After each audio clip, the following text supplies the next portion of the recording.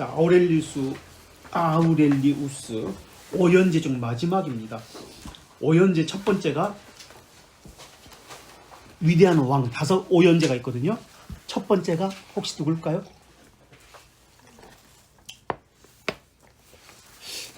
누굴까요? 항상 답을 먼저 말해주고 질문을 하는데 그거는 모르시네.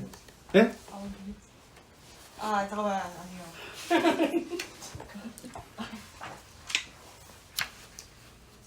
네르바. 오, 그렇지. 맞았어요. 네르바. 내려봐. 아우렐리우스는 마지막 황제라고 아까 얘기했잖아요. 오연제 첫 번째가 네르바, 트라이아누스, 하드리아누스, 안토니우스 피우스, 그리고 다섯 번째 아우렐리우스. 아우렐리우스는 또 다른 이름이 안토니우스 베루스인데요. 네 번째 안토니우스 피우스.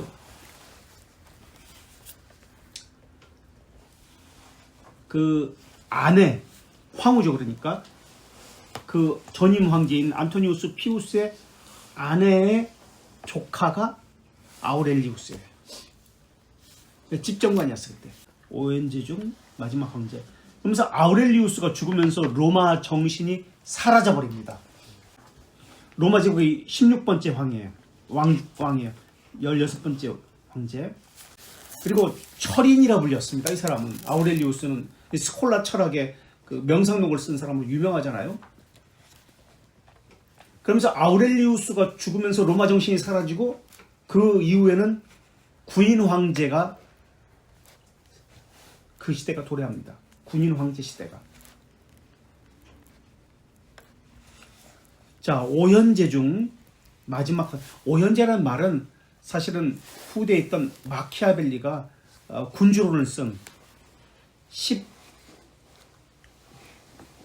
1513년에 그 책이 군주론을 썼거든요.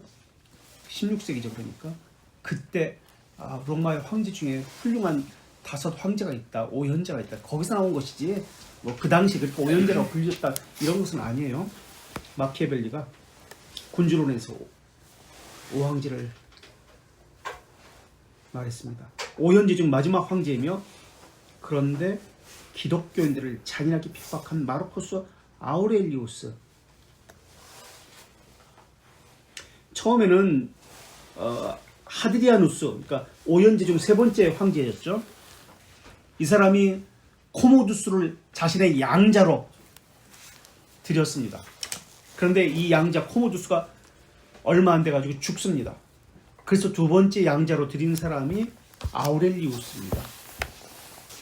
그리고 이 아우렐리우스가 그 전임 황제인 안토니우스 피우스 아내의 조카였고요. 잔인하게 핍박한 마르쿠스 아우렐리우스였습니다. 이 사람은 스페인 출신입니다. 어릴 때부터 이방인 황제, 이방인 속주 출신입니다. 속주 출신에는 어떤 조각의 특징이 있다고 그랬죠? 속주 이방인들의 황제가 나오기 시작하는데 그 전에는 이런 특징이 없었는데 황제가 이방인 속주 수염이 로마 황제는 수염이 없어요. 그러나 이방인 황제는 수염이 있습니다. 스페인 출신입니다. 속주 출신.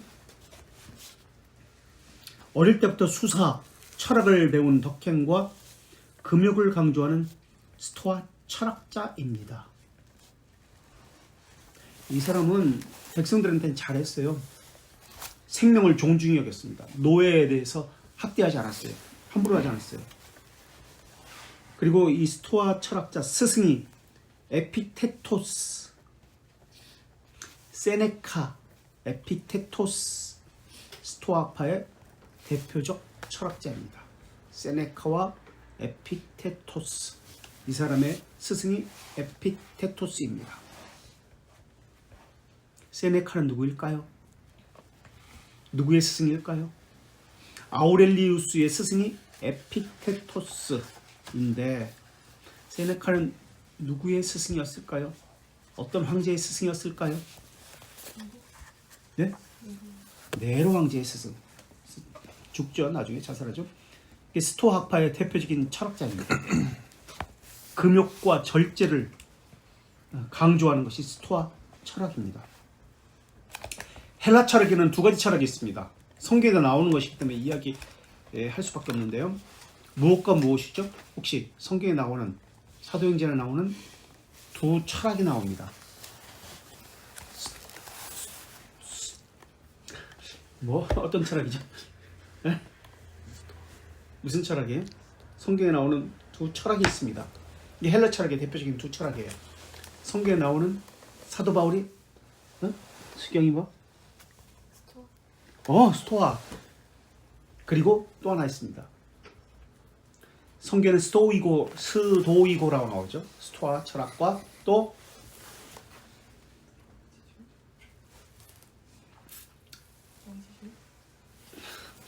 헬라 철학의 두 철학, 스토아 철학은 BC 3세기부터 있었던 그런 철학입니다. 금욕, 절제를 통해서 개인에게 행복을 추구하는 거예요. 자연과 일치를 추구했던 그런 철학입니다. 그래서 개인적인 행복을 추구하는 철학이 스토아 철학입니다. 그래서 현실적인 행복이에요. 개인적인 행복이면서 지혜와 윤리를 중시했던, 그래서 어떤 상황에서도 흔들리지 않는 부동심을 추구했던 철학, 스토아 철학. 두려움, 격정, 정념에서 벗어난 평정심의 상태를 유지하는 철학, 이 스토아 철학이에요. 또 한 철학이 있습니다. 헬라 철학의 양대 산맥. 세 가지를 이야기하면 또 하나가 있긴 있지만 어쨌든 성경에 나오는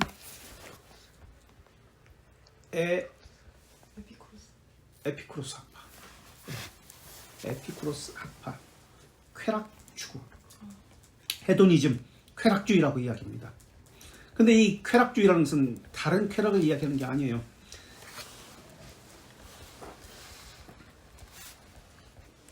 이 에피쿠로스 학파를 정원학파라고 합니다. 정원에서 거닐면서 제자들과 토론했기 때문에 정원학파, 소유학파, 정원에서 이렇게 거닐면서 이야기하는 이런 원자 운동과 관련된 학파예요. 그러니까 인간의 삶과 죽음, 그러니까 모든 생과 관련된 것이 원자 운동이다라고 하는 것이 이들이 이야기하는 주장입니다. 그래서 에피쿠로스는 헤도니즘이라고 했는데 쾌락을 추구합니다. 어떤 쾌락이냐면 고통이 없는 것을 이야기합니다. 에피쿠로스는 쾌락을 추구하는데 우리가 이야기하는 그런 쾌락이 아니라, 그런 개념이 아니라 고통이 없는 것, 신체의 고통이 없는 것, 육체, 영혼의 고통이 없는 상태. 그래서 최소한의 쾌락이 충족된다고 합니다. 고통이 없는 상태가 되면 그런 상태를 아포니아라고 합니다. 아포니아. 몸에, 영혼에 고통이 없는 상태, 염려와 두려움이 없는 상태. 이것을 아포니아. 그래서 죽음, 망상, 이러한 것은 부정적인 것이죠. 그래서 이것에 대한 정확한 이해가 있어야 된다고 생각했던 것이 이 헤도니즘, 에피쿠로스 학파입니다. 죽음에 대한 명확한 이해가 있다면, 두려움에 대해서, 공포에 대해서 명확한 이해가 있다면 그 고통은 덜하여질 것이다. 오히려 평정을 조금이라도 더 찾게 될 것이다. 이것이 쾌락주의, 에피쿠로스 철학입니다.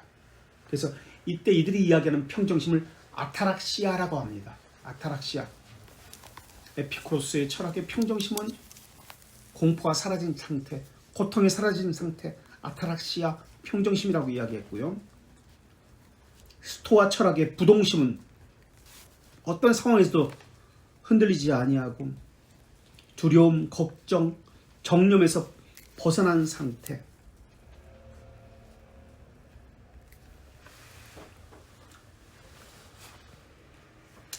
자, 이런 두 가지 헬라 철학의 양대 산맥이 있습니다. 그래서 평정을 위해서, 안정을 위해서 간섭받기 싫어요. 개인적이에요. 이기적입니다. 이기성 있어요.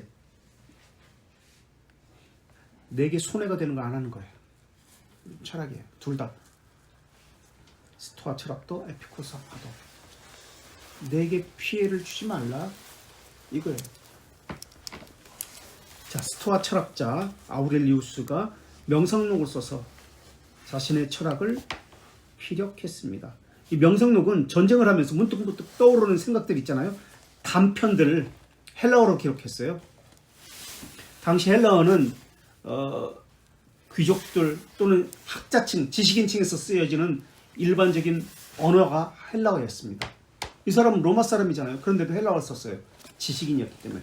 당시 쓰여지는 영어와 같은 그런 개념으로서 헬라어로 명상록을 썼다. 서양에서는 오랫동안, 그런데 이 명상록은 자기 것이 아니에요. 자기가 썼지만은 자기 스승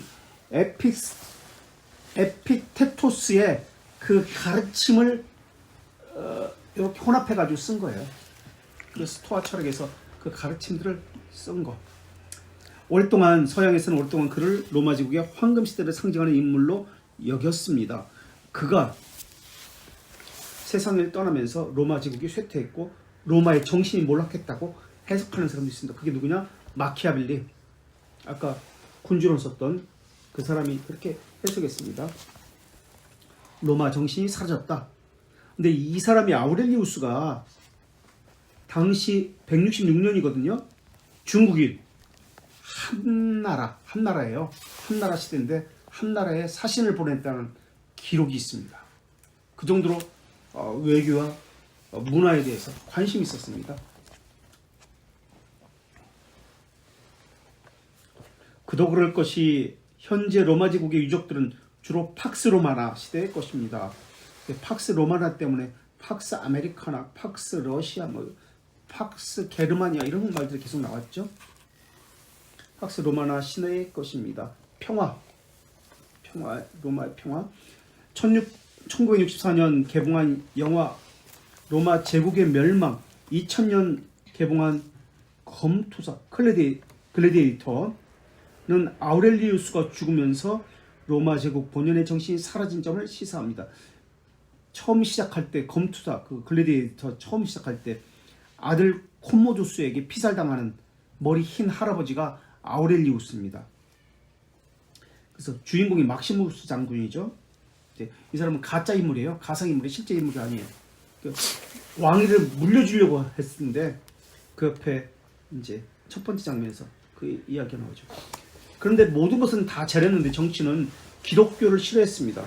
기독교를 좋아하지 않았던 아우렐리우스는 트라야누스처럼 기독교를 핍박했고 검투사를 순교자를 많이 만들었습니다. 구제도 많이 했어요. 이 사람이 백성들 너무나 사랑했고요. 그리고 검투사 경기를 없앤 왕입니다. 검투사를 싫어했어요. 글래디에이터. 그리고 정치범에 대해서도 관대히 대했던 왕입니다. 그러니까 백성들한테 면망이 있고 존경을 받았던 왕이에요. 근데 이상하게 기독교인만 아주 싫어했습니다. 핍박했어요. 이때 순교한 사람이 많이 있는데요. 대표적인 인물이 최초의 기독교 변진가이며 철학자인 순교자 유스티니우스, 저스틴 마타라고 하죠. 영어로. 사도 요한의 제자였던 이그나티우스의 친구 폴리캅. 폴리캅은 어디에 감독이었죠? 폴리캅은 성경에 나오는 어디에 감독이었죠? 사도 요한의 제자입니다. 이그나티우스와 폴리카르포스는 사도 요한의 제자입니다. 폴리카르포스, 폴리캅 영어로. 어디 교회?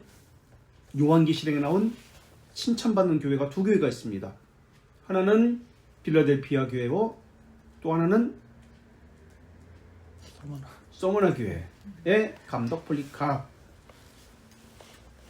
로마는 다신교 국가였습니다. 다신교. 그래서 신이 하나 더 생기는 것은 문제가 되지 않았습니다. 그런데 문제는 유일신 사상의 문제였습니다.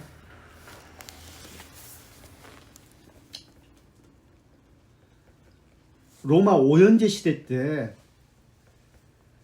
태평성대였습니다. 백성들이 왕을 존경했습니다. 그리고 번영했습니다. 로마 제국. 그런데 갑자기 재난이 생겼습니다. 연병이 생겼어요. 그러다 보니까 이거 큰일 났다. 우리가 신에게 제대로 제사를 드리지 못했구나. 제대로 섬기지 못해서 신이 노해서 바로 우리에게 모든 것이 다 좋은데 왜 연병이 걸린가? 질병이 이렇게 전염병이 도는가? 신에게 잘못 보여서 그래. 왜 그렇지? 그 이유가 무엇이지? 그 이유가 신에게 제대로 예배하지 않은, 제사하지 않은 누구 때문에? 기독교인들 때문에 이런 연병이 우리에게 있던 것이다 라고 해서 기독교인들을 핍박하기 시작했던 거예요.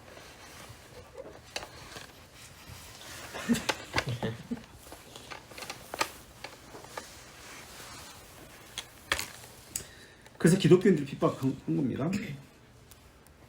이 대표적인 인물의 순교자 유스티니스, 사도 요한의 제자 이그나티우스의 친구 폴리캅, 그리고 황소에 받쳐 죽은, 황소에 받쳐 죽진 않았어요. 죽긴 죽었지. 황소에 받쳐 죽었어. 여러 가지 고문받고 핍박받고 거의 다 죽었어요. 근데 피니시블로가 아니지. 마지막에 그냥 확인 사살한 게 황소였어요.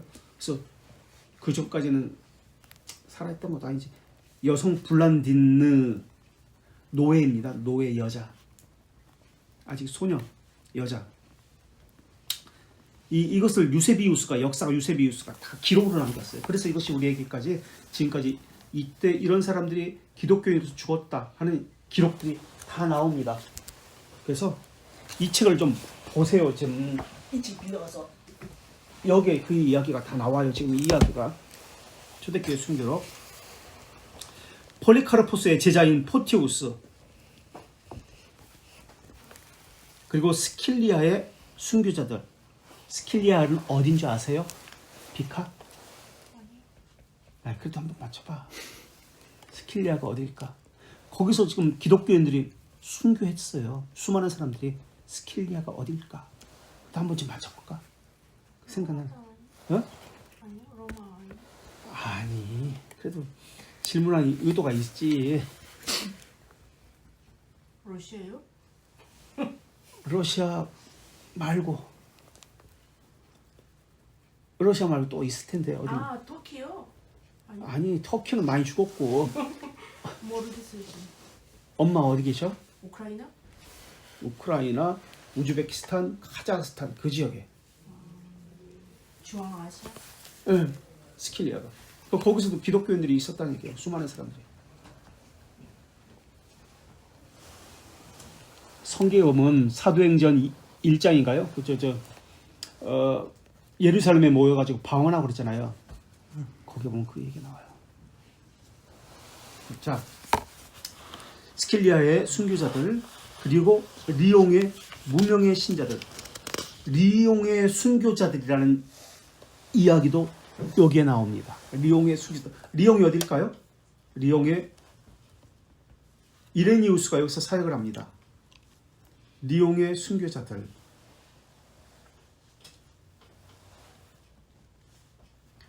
로마 시민권자들은 목 베어서 죽였고요. 로마 시민권자들이 아닌 사람은 짐승의 밥이 되어서 죽였습니다.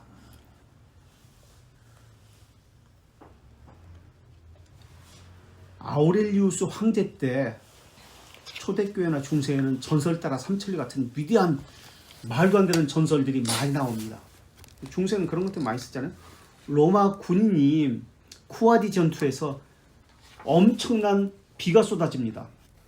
다뉴브강 저편에 살던 쿠아디, 그러니까 쿠아디 종족이 초기 게르만 종족이라고 보시면 됩니다. 초기 게르만 종족, 쿠아디와 전쟁을 하는데 그 체코나 이런 전쟁을 하는데 로마 군인들이 물이 없어가지고 다 죽게 생겼습니다. 마시는 물이 없어가지고 목이 타가지고 전쟁에서 계속 밀려가지고 전멸하게 생겼는데 갑자기 하늘에서 비가 내리기 시작합니다. 비가 많이 내려가지고 목이 타는데 비를 먹고 목의 갈증을 해소하며 전쟁이 죽는다는 겁니다. 너무나 많은 폭우가 와가지고. 근데 폭우가 왔는데 전쟁이 멈추게 되는 것은 이제 비 때문에 그랬는데 그 당시 군단이 로마 군단이 6천 명이 한 군단이었거든요. 근데 어떤 군단이 이 전쟁하는 이 군단에 기독교인이 한 군단에 6천 명인데 기독교인들이 한 군단에 몇 명이 있었을까요? 전설입니다. 몇 명이 있을까요? 이들이 기도해서 비가 내렸다. 그래서 전쟁이 멈추고 자신들의 타는 듯한 목을 멈출 수 있었다. 그래서 다시 전쟁이 시작해서 그들이 승리할 수 있었다. 아우렐리우스 시대 때입니다. 몇 명이서 기도했을까요? 6천 명, 한 군단 내 3천 명이 있었어요. 기독교인. 그러니까 그 당시에 아우렐리우스 시대에 많은 사람들이 기독교인이 그 당시도 있었다라는 것을 알 수 있습니다. 그럼 어떤 사람은 죽고 어떤 사람은 기독교인으로서 왜 안 죽었을까? 그들이 기도했기 때문에 비가 왔습니다만은, 그러니까 당시에는 초기 기독교 사회였는데도 불구하고 곳곳에 수많은 사람들이 기독교인이 있었어요. 그러나 그 당시에는 고발을 해야만 죽임을 당했습니다. 고발을 하지 않으면, 그러니까 내가 얘 싫어. 그럼 무조건 고발하면 돼요. 기독교인이라고. 그럼 무조건 조사해가지고 처벌을 내렸습니다. 그 미운 사람 무조건 고발하면 돼요. 그 당시. 근데 고발하지 않으면 어떤 체포도 하지 않았어요. 아우렐리우스가 그런 사람이었어요. 어떤 고발 장에 의해서만, 고발에 의해서 고문을 신문을 하고 처벌을 내렸어요. 어쨌든 계속해서요. 특히 177년에 발생한 리옹의 기독교 순교자들은 핍박은 너무나 끔찍했습니다. 예를 들어서 고문 의자가 있죠. 이 의자에 앉히는 거거든요. 이 밑에 불을 떼요. 엉덩이 다 태워 죽이는 거예요. 숯불을 피는 거예요. 고기 삼겹살 구워 먹듯이 앉혀가지고 꼼짝도 못하게 다 묶고서 밑에서 불 태우는 거예요. 5인치 정도의 창살에 박혀있는 의자 위에 기독교인들을 앉혀 피가 줄줄 흐르게 하고 그 아래 숯불을 피워서 말할 수 없는 고통을 죽였습니다. 그리고 큰 화로에 기독교인을 집어넣어 마치 군고구마를 굽는 것처럼 죽이기도 했습니다. 자, 이제 순교한 사람들, 순교자 유스티누스. 국적은 로마 사람입니다. 당신 이름이 없었어요. 성만 있었어요. 그리고 지역 이름을 붙였습니다. 영어로 저스틴이죠. 아버지가 프리스쿠스예요. 부유한 가정에서 태어났습니다. 헬라 이름도 있었고 라틴 이름도 있었어요. 그래서 아마도 라틴 로마 사람이지 않을까라고 추측합니다. 그러니까 헬라 이름이 있었다는 것은 우리가 한국 이름이 있으면서 영어 이름도 있는 것처럼 미국 시민권자면서 한국 국적도 가지고 있는 이중 국적처럼 그 부유한 층 사람이 유스티니우스였다. 로마 내에서 순교했습니다. 그래서 순교한 사람은 그 앞에 이름이 붙습니다. 그래서 순교자 유스티누스라고 합니다. 저스틴 마터. 순교 안 한 사람은 순교자 다음에 그 다음 계급이 무엇일까요? 순교자 다음에 고백자라고 합니다. 고백자 다음에 존경자라고 합니다. 존경자 다음에 성인 또는 성자라고 합니다. 성인 다음에 복자라고 합니다. 성인은 전 세계에서 인정하는 그런 사람이고요. 복자는 그 지역 또는 그 교회에서만 인정되는 사람을 복자라고 합니다. 그래서 최고의 등급에서 최고의 사람이 순교자입니다. 황제도 유스티누스가 있어요. 헷갈리지 마세요. 최초의 변증가. 이 사람은 두 편의 병진가를 씁니다. 로마 종교나 어떤 종교보다 가장 우수한 것이 기독교라고 변증합니다. 그리고 이 변증서를 황제에게도 보냅니다. 두 편의 변증서를 쓰는데요. 첫 번째 변증서는 피우스 황제에게 보냈고요. 두 번째 변증서는 원로원에게 보냅니다. 이 시기에 이스라엘 세겜 출신이라고 알려졌는데요. 유스티누스를 소개합니다. 165년 6월 1일 순교합니다. 65세입니다.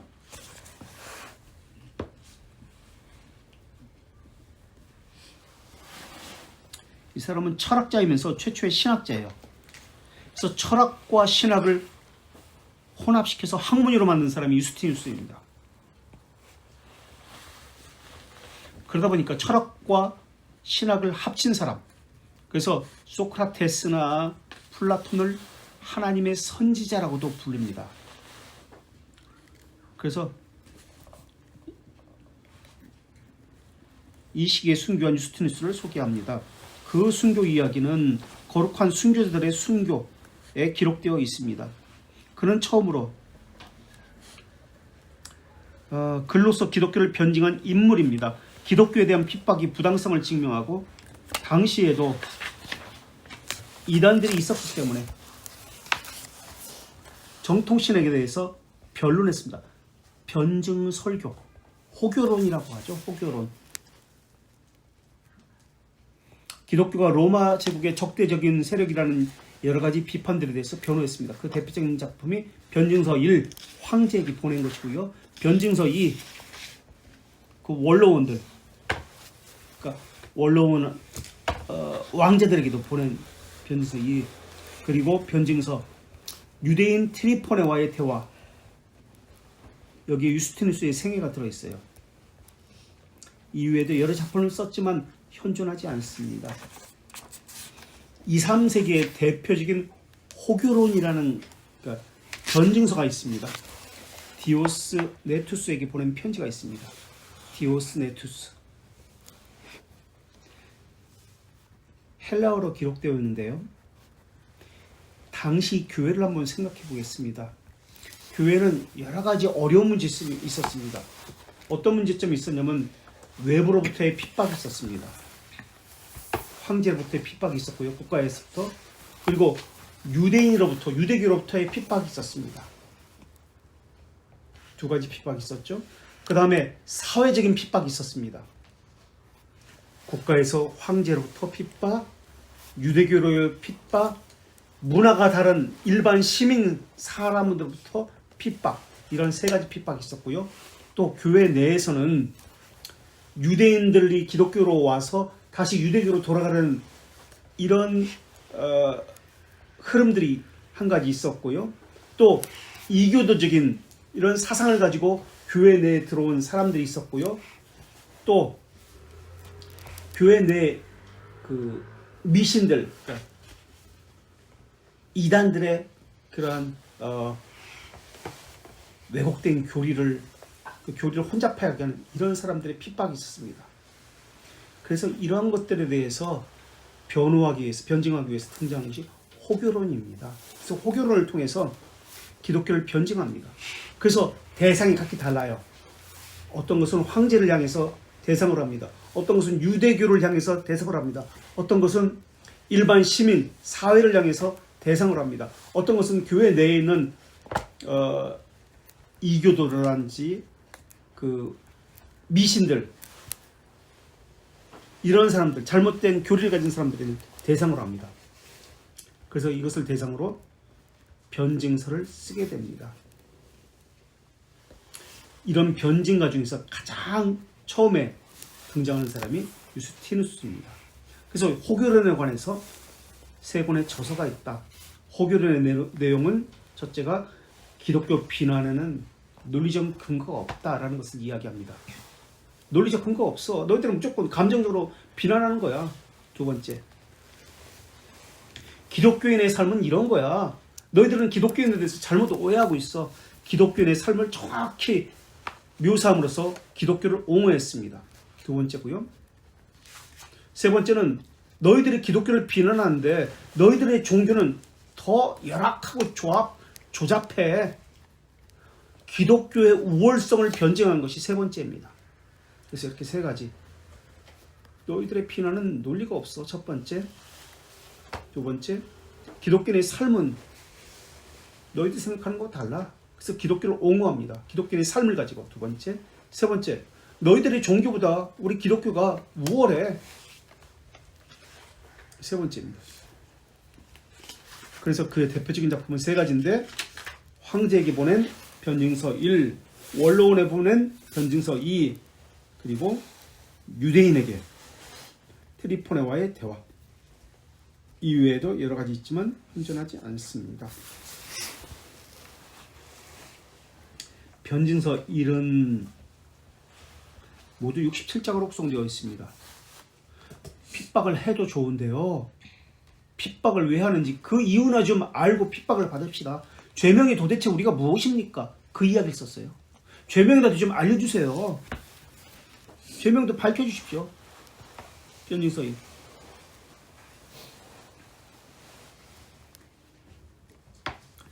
아우렐리우스의 전직 직전의 황제 안토니우스 피우스 5년제, 그의 아들들과 로마 제국 원로원에게 보내는 글과 기독교인들에 가해지는 핍박의 부당성, 그리고 기독교인의 삶과 신앙생활에 대해 소개하고 있습니다. 이 책의 부록으로 변증서 2를 보충하려는 목적으로 기록되었습니다. 변증서 2가 있는데 황제가 그의 아들들 원로원에 주는 권면으로 보입니다. 황제에게 변증서를, 기독교를 변호하는 글을 또는 책을 써서 보낸 사람이 유스티누스 말고 또 있습니다. 혹시 생각나는 사람이 있을까요? 어떤 사람이 있을까요? 황제에게 보냅니다. 또는 군주에게 보냅니다. 변증서, 신학 저서도 좋고요. 누가 있을까요? 무엇이 있을까요? 누굴까요?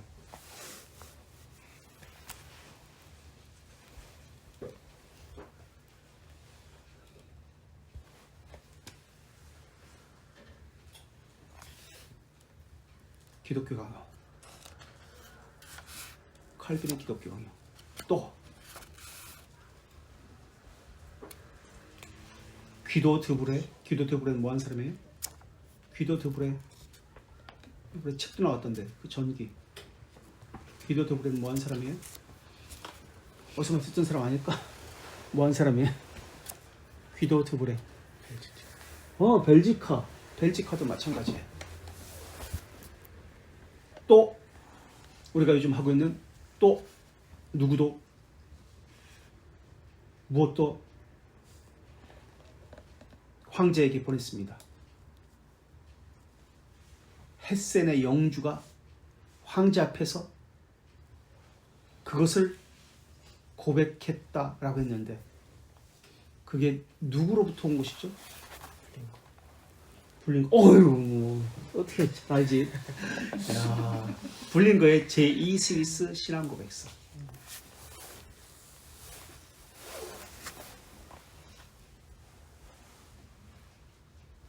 그러면 철학과 신학을 접목시킨 사람이 또 있습니다. 초대교회는 유스티누스가 그랬고요. 철학과 신학을 접목시켜서 철학은 이성을 이야기합니다. 이성으로 신학을 본 사람 누굴까요? 중세에도 있었고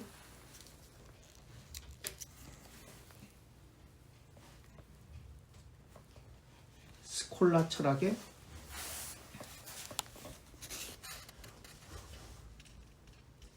신학과 철학을 접목시킨 사람. 철학과 신학. 토마스 아퀴나스 들어보셨어요? 네, 스콜라 철학. 아버지. 보에티우스. 철학의 위안이라는 책.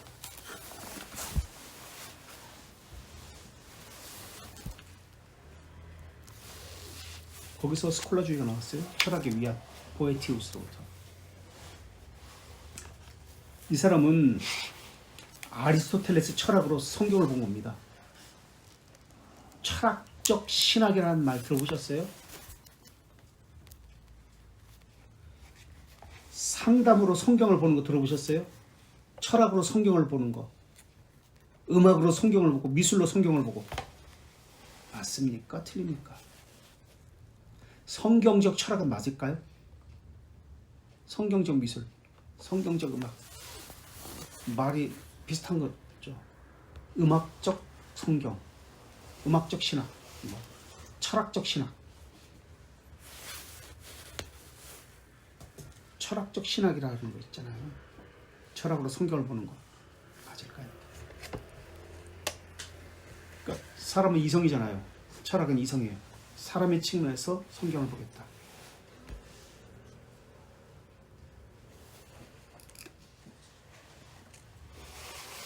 맞을까요? 틀릴까요?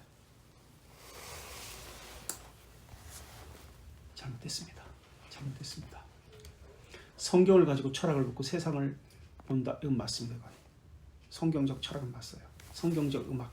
그런데 사람들은 음악을 가지고 성경을 보고요. 신학을 보고 철학을 가지고 성경을 보고 미술을 가지고 이 보는 거예요. 성경을 보는 거예요. 잘못됐어요. 자, 신앙의 변증은 기독교를 보호하는 목적과 관련되어 있죠. 진리의 빛을 찾아서 이거 오늘 이거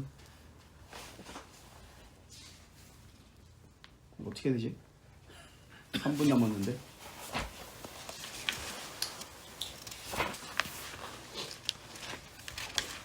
해야 되는데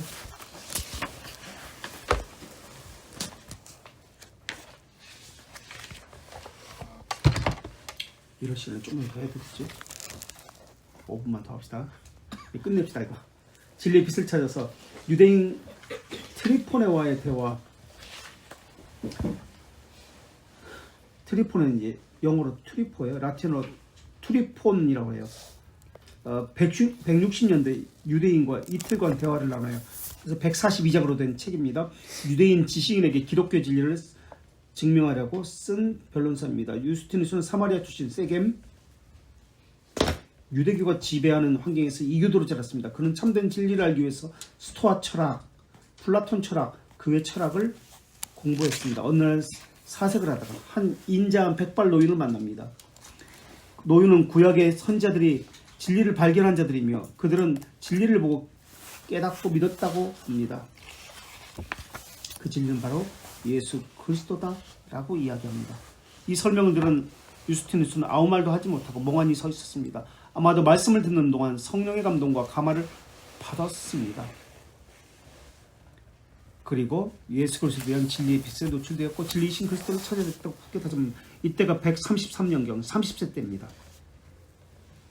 그래서 이 책에서는 진리의 빛을 찾아 유대인 트리포네와의 대화에서는 1장부터 8장까지는 자기 회심에 대한 간증을 합니다.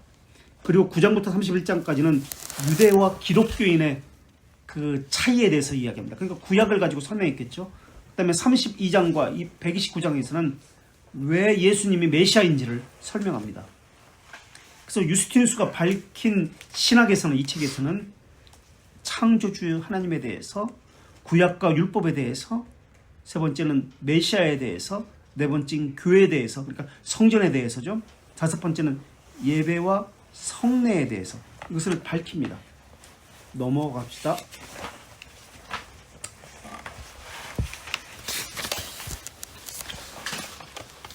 그래서 밑에서 거의 중간 부분, 자신들이 해야 하는 원수를 사랑한다는 것은 세상의 삶에서 볼 때 밑에서 10번째, 11번째 줄 미련한 것입니다. 유스티누스는 도저히 상상할 수 없는 수준이었습니다. 미련해 보일 정도로 그들의 착한 기독교인들의 착한 행실을 보면 그는 자신이 그동안 철학과 많은 담론들에서 찾을 수 없었던 진리를 발견하게 되었습니다. 유스티누스가 배운 것은 그대로 살아가는 이론과 삶이 일치하는 것이었습니다. 믿음으로 삶을 증명하는 것, 삶으로 믿음을 증명하는 것. 그 이후 135년 유스티누스는 로마의 철학학교, 교리학교를 세웁니다. 그래서 알렉산드리아의 교리학교 세운 사람도 있는데 어쨌든 알렉산드리아 클레멘스가 알렉산드리아 교리학교 세우죠. 유스티누스는 로마의 교리학교를 세웁니다. 그래서 개종시키는데 앞장섭니다. 그리고 77페이지 안토니우스 피우스에게 기독교 변증하는 써 보냈고요. 변증서 2를 집필했습니다. 로마에서 상당 기간 머물면서 견유학파에 속한 이게 세 번째 헬라 철학 세 번째입니다. 디오게네스가 대표적인 사람입니다. 키니코스 학파, 개처럼 살자, 노숙자죠, 노숙자. 그래서 알렉산더 대왕과 좀 햇빛 좀 가리지 말라. 그렇게 유명한 사람이죠. 디오게네스. 나는 기독교인다. 자신이 기독교임을 분명히 밝힌 유스티누스의 이야기는 거룩한 순교자의 작품이란 나왔습니다. 재판, 판결, 기록문, 신문 내용 이런 것들이 다 나와 있어요. 여기에. 그래서 읽어보시면 되고요. 79페이지. 이렇게 하여 밑에서 셋째 줄 유스티누스는 로마에서 166년 6월 1일 참수형을 받았습니다. 날짜 중요한 게 아니에요. 사실은 그 정확하지 않아요. 어떻게 알겠어요? 경에 참수형을 받았습니다. 6월 1일 날 그리스도를 증언하여 순교당한 유스티누스 이름 앞에 우리는 순교자라는 칭호를 붙입니다. 헬라어로 마르투스예요. 영어로 마터, 증인이라는 뜻입니다. 증인. 최초의 순교자는 스테반, 사도행전 6장에 나오는. 그래서 각주 보세요. 37 밑에 순교자라는 칭호는 가장 존귀한 자에게 붙이고 그 다음은 죽지는 않았던 고백자, 옥중에서 고난만 받고 뭐 팔이 하나 잘린다든지 이런 사람, 그 다음 존경자라는 칭호를 붙입니다. 그 다음 성인, 그 다음 목자. 모두가 죽는다고 순교자로 붙이나요? 왜 순교자로 붙이죠?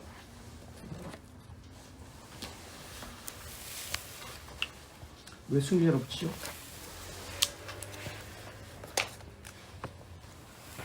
변증을 하면서 죽어야 됩니다. 무조건 죽는다고 죽는 게 아니라, 순교자가 아니라 기독교에 대해서 변증을 하면서 죽은 사람을 순교자라고 합니다. 그래서 나는 그리스도인입니다 라는 말은 단지 예수 믿는다는 뜻이 아니라 내가 예배하고 내가 섬기는 유일한 주님은 그리스도인입니다 라는 뜻입니다.